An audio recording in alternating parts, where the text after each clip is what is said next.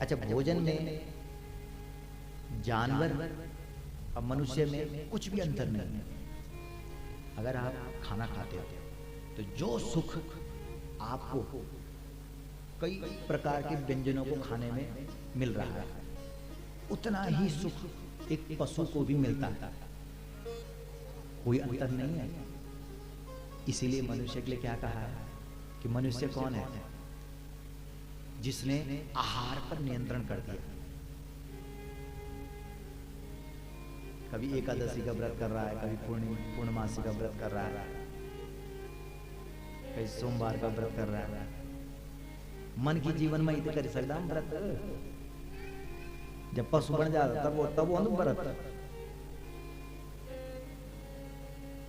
केवल मनुष्य ही एक ऐसा प्राणी है जो इस बात को सोच सकता है कि भाई मैं सात्विक चीजों का ही भोजन करूंगा, मैं सात्विक चीजें ही लूंगा। 3 प्रकार की चीजें है ना, सात्विक, राजसिक, तामसिक।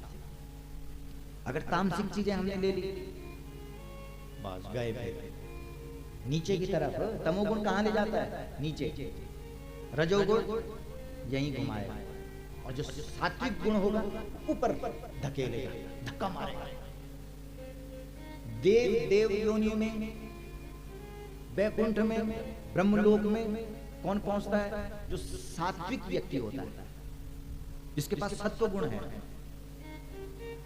और जो मर्जी खा रहा है उसको भगवान कभी भी मनुष्य जीवन नहीं देता। इसलिए ये हाथ जोड़ करके प्रार्थना है आप लोगों से, मनुष्य जीवन मिल ही गया है तो इस जीवन का सदुपयोग क्यों ना करें हम? ये तो वो शरीर है। तुलसीदास जी बोलते हैं, बड़े भाग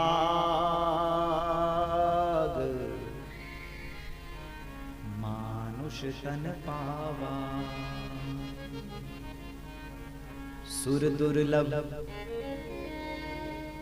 सदग्रंथ निगावा, साधन धाम मोक्ष कर द्वारा, पाई न जहि परलोक संवारा, पाई न जहि परलोक संवारा। मनुष्य कौन है? जिसने आहार पर नियंत्रण कर दिया। कम से कम भोजन जो करता है वो है तपस्वी। दूसरा निद्रा, नींद। शिव पुराण में सबसे गजब की बात है, ब्रह्म मुहूर्त। जिस व्यक्ति ने मुहूर्त पकड़ लिया, किसका? ब्रह्म का, उसी ने तो पकड़ा भगवान को। ट्रेन 5 बजे निकलेगी, अब माता जी तक 6 बजे पहुंच रहे हैं। मिल जाली ट्रेन? समय है ना, 5 बजे का समय है ट्रेन पकड़ने का, और आप 6 बजे जा रहे हैं तो छूट गई ना ट्रेन। इसी प्रकार से दैवीय शक्तियों का आशीर्वाद बरसता है, उसको कहते हैं हमारे अमृत बेला। क्या बोलते हैं? जोर से बोलो, अमृत बेला। उस समय जो दैवीय शक्तियां होती है वो अपना आशीर्वाद बरसा रही होती है, दे रही होती है। मोहानिसा सब सोवनिहारा, मोहानिसा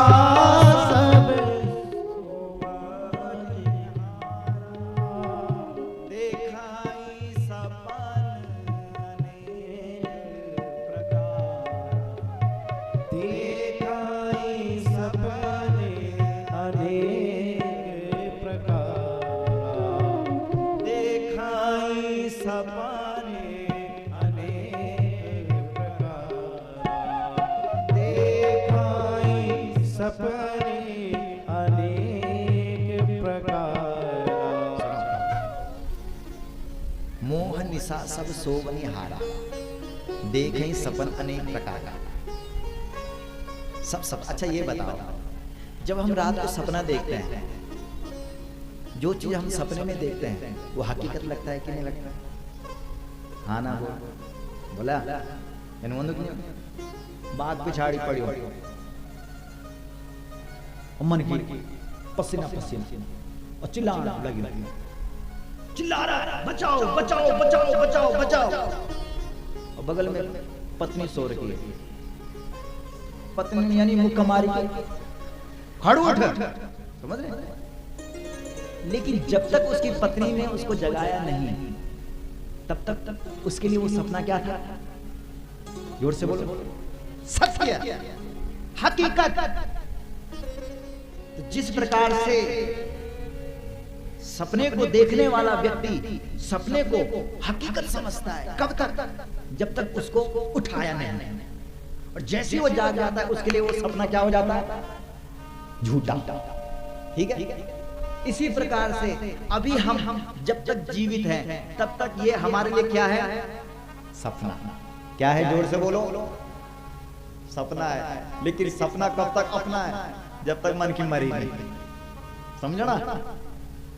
ये सपना सत्य है, लग रहा है, लेकिन कब तक लग रहा है? जब तक मन की जिंदगी। जय दिन प्राण जाना तय दिन बोल दो छुट्टी। अरे बताओ, घूमती रंग वो, क्योंकि आत्मा तो अजर अमर है ना। आत्मा थोड़ी मरती है, आत्मा तो हमेशा है। शरीर छूटता है, वो आत्मा तो घूमती रहती है उस घर में।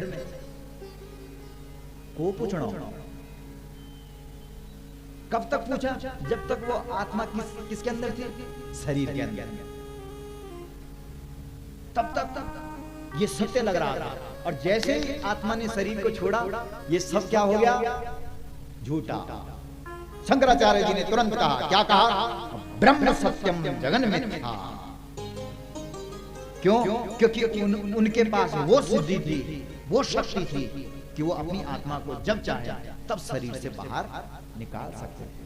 इसलिए उनके मुख से क्या निकला? ब्रह्म सत्यम। जोर से बोलो, ब्रह्म सत्यम जगन मिथ्या। ये जगत मिथ्या है